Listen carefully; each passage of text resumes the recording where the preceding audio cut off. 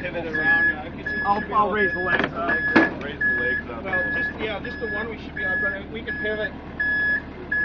Might be able to get it far enough for. Give it an alarm off. Hey guys, what he's referring to is I'm gonna go ahead and pull these legs up.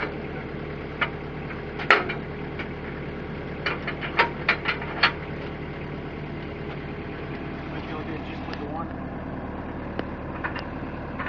Mike, when you're raising lower in this boom, one thing that I've done a couple of times, or what I like to do is not use the cable studs right into the bottom there, especially when you're lowering it down, because when you're lowering it down and that cable's now sticking straight out the bottom in the mud in the shit, like you want to wrap that around and pin it to one of the legs up here.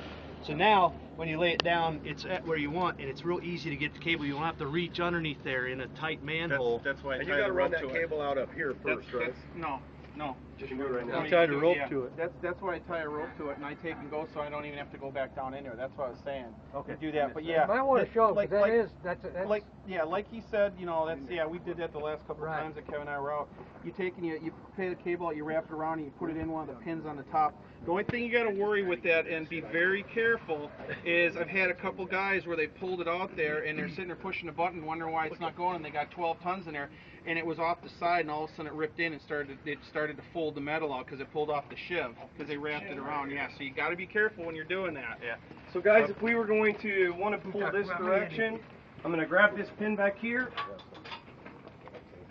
and then we can rotate the whole lower sieve. And now we can set these legs down. Go ahead and you're gonna have to bring it out just a little bit more. With you in there? That's a no-no, but okay. I think we got it now. Never mind, Mike. Okay.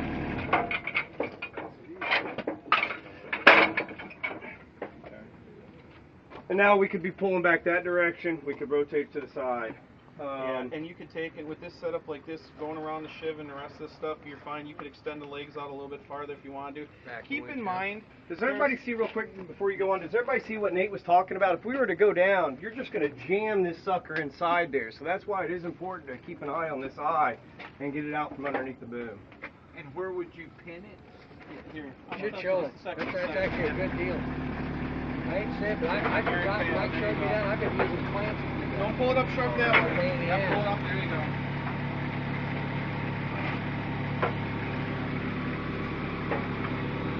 That's a good idea. Taking that end of that around and looking at it on the Any one of those, you can put it out by the foot, you can take it, the foot is better because it doesn't pull as sharp of an angle. And basically all you would do is you stick it in the top of there, put that pin back in. Yeah, I think so.